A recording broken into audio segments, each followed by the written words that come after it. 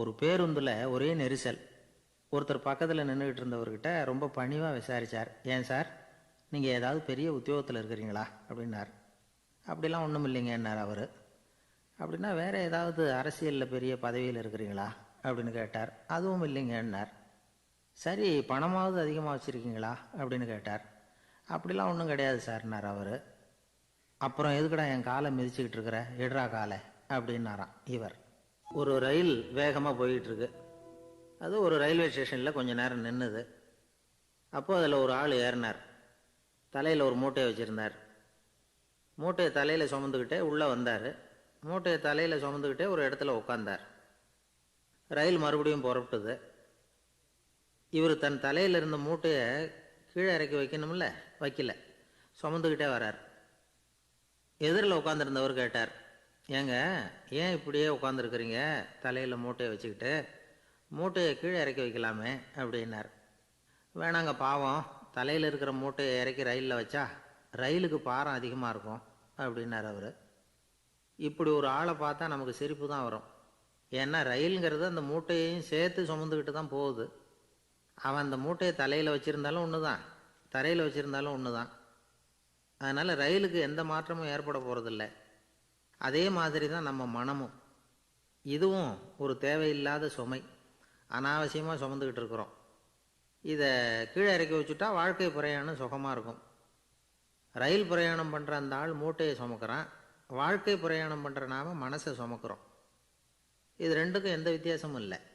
மனசை கீழே இறக்கி வச்சுட்டா பாரம் இல்லாமல் வாழலாம், பறவைகள் மாதிரி பறக்கலாம், குழந்தைகள் மாதிரி கள்ளங்கபடம் இல்லாமல் வாழலாம். இந்த வெளி உலகத்தில் நாம் நிலை பெற்று இருக்கணும், வேரூன்றி இருக்கணும். அதே சமயம் நம்முடைய உள்வெளியில் ஆன்மீக வாழ்க்கையில் பாரம் இல்லாமல் இருக்கணும். அப்போ பறக்கணும், நதியை போல் ஓடணும், மிதக்கணும். பயணம் சுகமாக இருக்கும், களைப்பு தெரியாது, கவலை தெரியாது. ஒரு சீடன் போதி தர்மரை நாடி வந்தான்.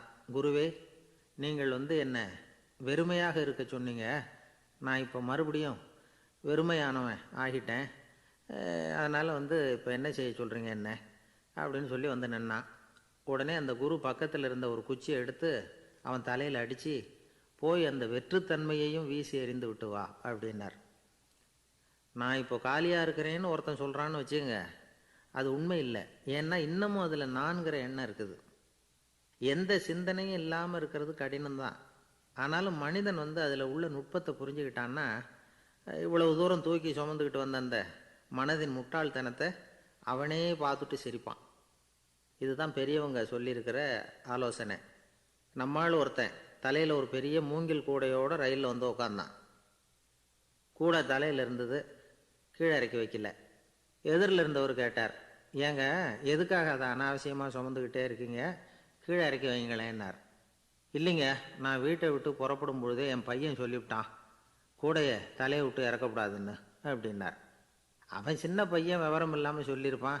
இப்போ என்ன நேரில் வந்தால் பார்த்துக்கிட்டு இருக்கிறான், நீங்கள் இறக்கி வைங்கன்னார் அவர்.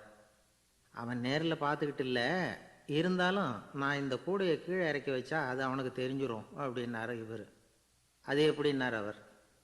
அவன் தனக்கு டிக்கெட்டு வாங்க வேணாம்னு சொல்லி இப்போ இந்த கூடைக்குள்ளே தான் உட்காந்துருக்கிறான் அப்படின்னார் இவர். ஒரு ஊரில் ஒரு மன்னர் இருந்தார். அழகான அரண்மனையில் அவர் இருந்தார். அந்த அரண்மனையை விட அழகாக ஒரு மாளிகையை அந்த ஊர்லேயே வேற ஒருத்தன் கட்டியிருந்தான். அப்படி கட்டி முடித்ததில் அவனுக்கு ரொம்ப பெருமை. எத்தனையோ செல்வந்தர்கள்லாம் பார்த்துட்டு, இந்த மாளிகையை விலைக்கு கொடுத்துட்றியா, எவ்வளவு விலை சொன்னாலும் சரி நாங்கள் வாங்கிக்கிறதுக்கு தயாராக இருக்கோம் அப்படின்னு சொல்லி கேட்டு பார்த்துட்டாங்க. நான் இதை விற்கிறதுக்கு தயாராக இல்லை அப்படின்னு சொல்லிவிட்டான். அவ்வளவு சிறப்பாக கலை அம்சத்தோடு அதை கட்டி முடிச்சிருக்கிறான். அதுவே ஒரு பெரிய அரண்மனை மாதிரி இருந்ததுன்னா பார்த்துங்களேன். சுற்றிலும் அழகான பூந்தோட்டம். ஒரு நாள் அவன் எங்கேயோ வெளியூர் போயிட்டு திரும்பி வந்துக்கிட்டு இருக்கிறான்.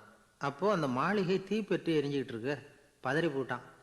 விலைக்கு கேட்டவங்க யாராவது இதை செஞ்சுருக்கணும், இல்லைன்னா மன்னரே செய்த சதியோ என்னவோ, இப்படிலாம் அவனுக்கு சந்தேகம். ஒரு மூலையில் உட்காந்து அழ ஆரம்பிச்சிட்டான். அந்த சமயத்தில் அவனுடைய மகன் அங்கே ஓடி வந்தான். அப்பா அழாதீங்க, இதை நான் நேற்று ராத்திரியே நம்ம ஊர் மன்னருக்கு விற்றுட்டேன். இதை கட்டி முடிக்க நமக்கு எவ்வளவு செலவாச்சோ அதை போல் 3 மடங்கு விலைக்கு விற்றுட்டேன், கவலைப்படாதீங்க, இதை விட அழகான மாளிகையை நாம் புதுசாக கட்டிக்கலாம்னா. இதை கேட்டதும் அழுதுகிட்டு இருந்தவன் அழுகையை நிறுத்தினான், சிரிக்க ஆரம்பிச்சிட்டான். இதே இடத்த நான் வந்து மன்னர்கிட்ட இருந்து விலைக்கு வாங்குவேன், இதை விட அழகான மாளிகையை கட்டுவேன் அப்படின்னு சுற்றி நின்று எல்லார்கிட்டையும் சொல்லிக்கிட்டு இருந்தான். இந்த சமயத்தில் அவனோட இளைய மகன் ஓடி வந்தான். அப்பா, அண்ணன் சொன்னதெல்லாம் சரிதான், மன்னர்கிட்ட விலை பேசினதெல்லாம் உண்மைதான், ஆனால் விற்றது பேச்சு அளவில் தான். இனிமே தான் பத்திரம் வாங்கணும், எழுதணும், நீங்கள் கையெழுத்து போடணும், பதிவு பண்ணணும், மன்னர்கிட்ட பணம் வாங்கணும், அதுக்காகத்தான் உங்களை எதிர்பார்த்துக்கிட்டு இருந்தோம், அதுக்குள்ளே இப்படி ஆயிட்டுதுன்னா. இப்போ சிரிச்சுக்கிட்டு இருந்தவன் சிரிப்பை நிறுத்தினான். மறுபடியும் குழந்தை மாதிரி அழ ஆரம்பிச்சுட்டான். இது ஒரு சம்பவம். இதிலிருந்து என்ன தெரியுது? அந்த அழகான மாளிகை தன்னுடையது அப்படின்னு நினைக்கும் பொழுது அவனுக்கு அழுகை வந்தது. அது தன்னுடையது இல்லை அப்படின்னு நினைக்கிற போது சிரிப்பு வந்தது. மறுபடியும் அது தன்னுடையது தான் அப்படிங்கிற உணர்வு வரும்பொழுது அழுகை. எது எதிலிருந்து நீ நீங்கி இருக்கிறாயோ அது அதிலிருந்து உனக்கு துன்பம் இல்லை அப்படிங்கிறார் திருவள்ளுவர். இந்த உடம்பு என்னுடையதில்லை அப்படிங்கிற உணர்வு வந்துட்டா அது ஒரு பெரிய நிலை. அந்த நிலை வந்து வரணும். எல்லாத்தையும் பயன்படுத்திக்கலாம், ஆனால் பற்றில் விழுந்துடக்கூடாது.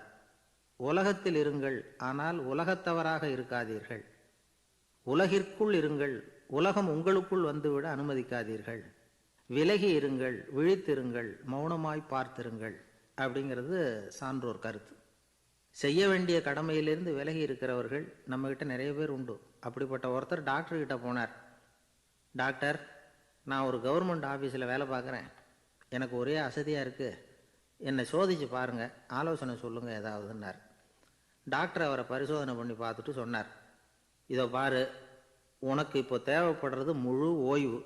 நீ எவ்வளவு சீக்கிரமாக ஆஃபீஸுக்கு போறியோ அவ்வளவுக்கு உனக்கு நல்லது அப்படின்னாராம்.